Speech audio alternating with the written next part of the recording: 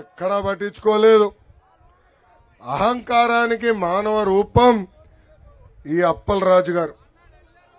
పేరులో డాక్టర్ ఉంది, కానీ రియల్ లైఫ్ లో చూస్తే ఒక అద్భుతమైన యాక్టర్ కనపడతాడు నాకు.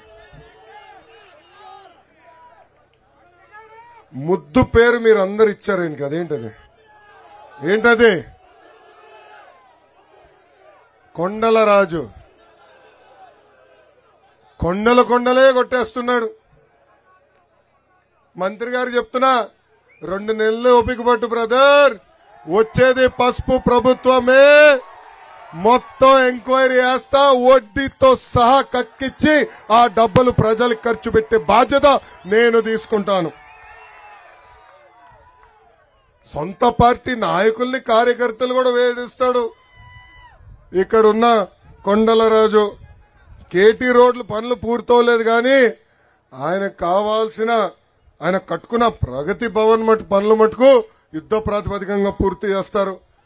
అసలు పేదవాడు అంటారు.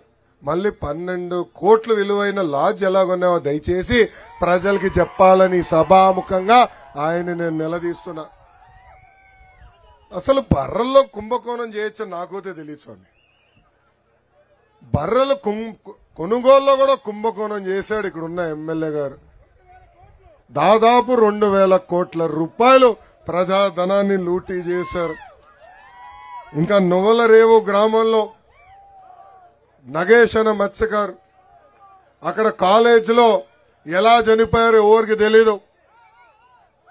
మంత్రి గారు అక్కడ పరిగెత్తుకుంటూ వెళ్లి అక్కడ లాలుచి పడి కనీసం ఆ కుటుంబానికి ఇప్పటి వరకు కూడా న్యాయం చేయలేదు.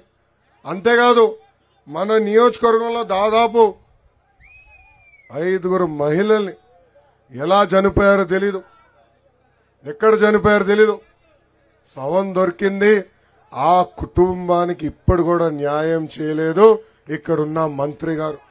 ఆ కుటుంబాలకు నేను హామీ ఇస్తున్నా, 2 నెలల్లో మన ప్రభుత్వం వస్తుంది. మొదటి 100 రోజుల్లో మీకు న్యాయం చేసే బాధ్యత వ్యక్తిగతంగా నేను తీసుకుంటాను.